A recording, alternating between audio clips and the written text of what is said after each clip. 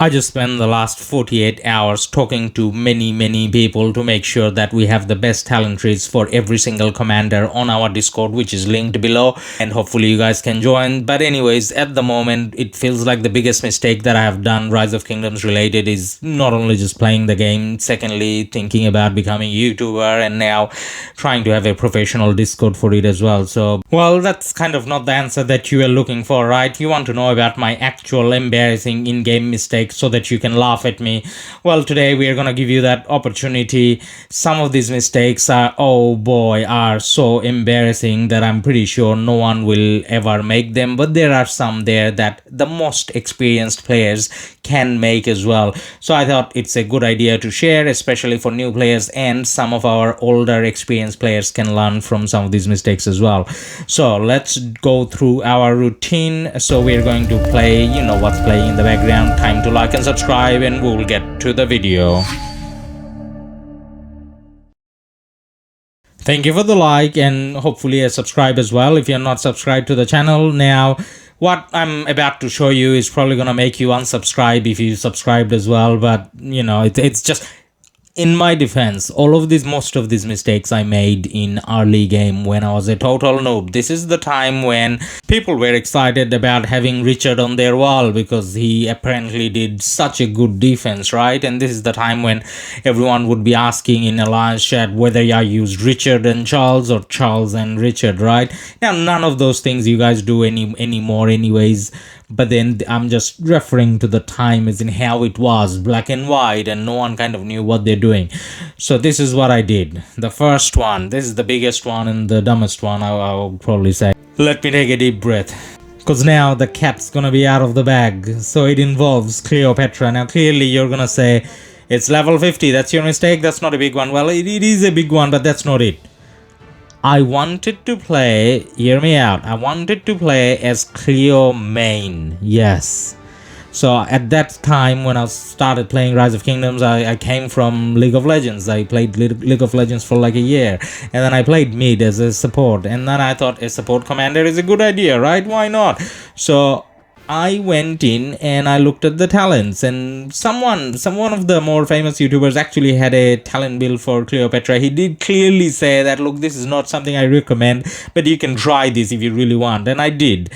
So I went towards the integration tree, and then I went towards the support tree, maxed them out, and I thought, yes, well, not max them out, up to level 50, and I thought, yes, I'm gonna be the support in the field, and everyone's gonna love me for, you know, providing healing and whatever during the fight. So I invested every single gold head that I had, and every single star and every single XP on Cleopatra, thinking she's gonna be useful in field. Now I know that you're not gonna do that mistake, but there are other mistakes you can do, similar mistakes, non-meta, trying out things that are not meta. Well, it's not meta because it doesn't work. Like, you know, as a free-to-play player trying to go for something like Khan, or as a low spender trying to go for Elseed, or, you know, there's plenty of these other commanders that no one kind of uses. Ragnar is another example, and there's a reason why they don't use it, because they're no good. If they were good, other people would kind of invest in them. So if you're a new player to Rise of Kingdoms, if you're a free-to-play, especially free-to-play and maybe low spender as well, then your budget is kind of low about the gold heads and stars and XP and all that. So do not try to break the meta. At least in early game, just follow the meta. Commanders that people recommend, just use them. Now the second one, now you're looking at Mehmed.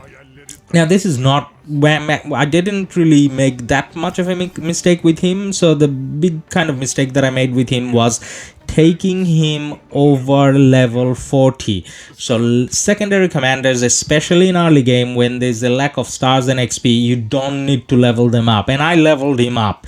And then when I was working on Cleopatra as well, and then I tried to work on Mehmed, I kind of ran short of stars, and you know what I did? You're not gonna believe what I did.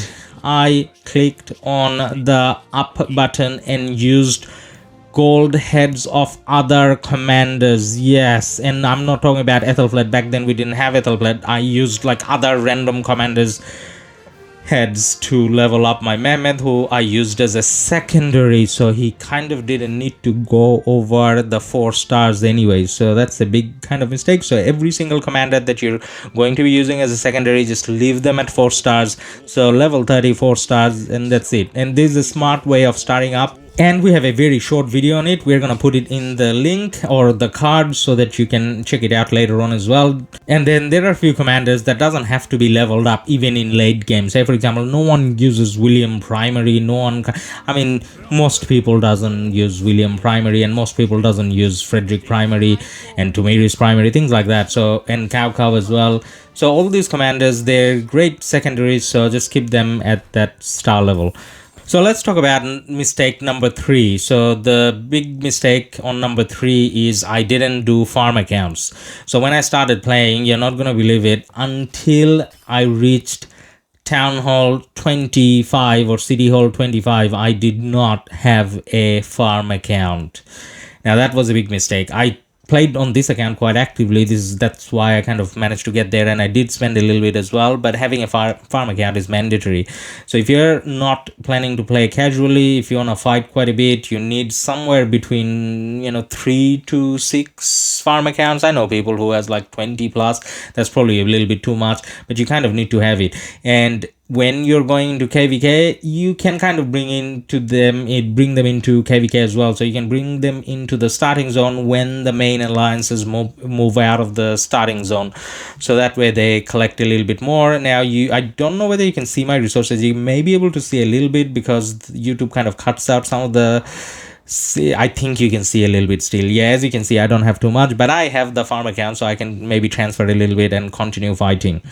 So let's move on to mistake number 4. So migrating in KVK. So some of the mistakes that I did, again, you can't do because it's from early game. So one of mine was moving forward to do a KVK. Yes, so my kingdom was within 60 days, and back then KVK used to come around 120 days or something, I think. And then I moved forward. I migrated forward to a kingdom. So I was less than 10 million power even as a spender, and I moved into a KD where people were 60 million plus. So I kind of had to spend a lot more than I wanted to. I did enjoy the KVK, but then I could have just waited, right? So migration, that's not the bit that you can do though, but then the bit that you can do, I'm getting there, which is migrating backwards. So now Lilith is trying to stop migration backwards, and I think if it's not done already, migrating back is going to be like completely banned. Like I think it's limited now, but either way, I migrated back and I did KVK 2. I went from Season of Conquest to do KVK 2 twice, and that was like one of the biggest mistakes that I still suffer for. Like Cleopatra, I don't suffer for how many ever gold heads I used. It was a lot more costly going back, and it wasn't as much fun as you think it would be. I mean, yes, you do get kills, but then you lag behind in Commander so much that when you eventually are back in Season of Conquest, it just doesn't make sense.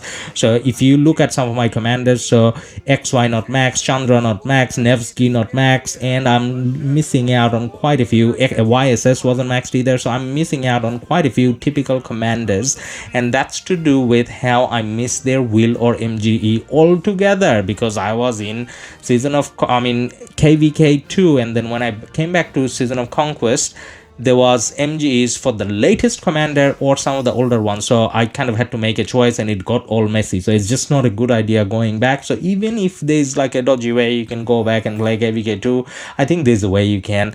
I mean, it's restricted but not completely closed, but either way, just don't. Now, the next one is to do with gem spending. So when I was going through my KVK 1, I spent more than 500,000 gems, I would say, to get AP, and half of it was donating gems and getting AP, and the other half was actually buying AP with gems. And then I got the Twilight Fall skins, which I thought was the only chance to get it, but now if you look at the shop, when you're in Season of Conquest, you can get it for much cheaper. So I wish I didn't spend that 500,000 gems. If I knew there's a way to get it later, I wouldn't. But anyways, I did get quite a bit of use out of it, so not too many regrets.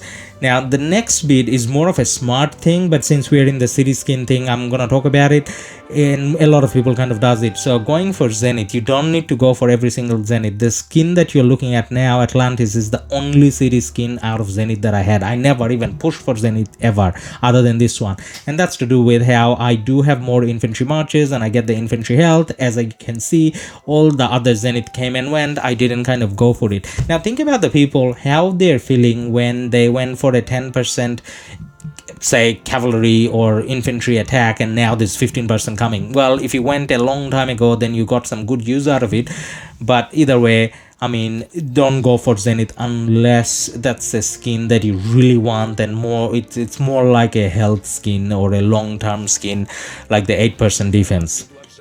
Now the next bit we're going to talk about is investing universals in gold commanders. So not Cleopatra, but other useful commanders.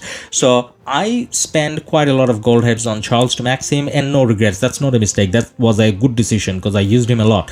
But then Frederick, I didn't use him too much, but then because I was going back to KVK and then he was kind of not maxed, and I wanted to have him maxed, I had the gold heads, I didn't have access to new commanders, so I kind of derailed and invested in Frederick. Now that's a massive waste. Now speaking of getting derailed and wasting, now if you look at my Ramses, I knew I was not gonna ever invest in him. Lubu, never thought I would.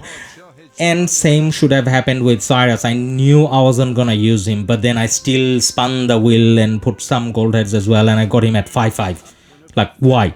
So when you have a plan, you should have a plan, and the mistake in this case was not having a plan in terms of how many archer marches or infantry marches or how many ever marches I'm gonna take out, what are the commanders available, what are the priorities for me. So under no circumstance the Cyrus investment was priority for me, because I didn't want to have more than 2 marches of archers in the field, and Cyrus is not good at rally or garrison either, so that was a waste. I kind of wish I could take some of those gold heads back from my mistakes, and then I can put it on Nevsky or Honda or something that is more useful, I guess. So there are a few commanders where I have like 5 or 5 or 1 or whatever numbers of gold heads kind of wasted. I kind of showed some of them in the screen.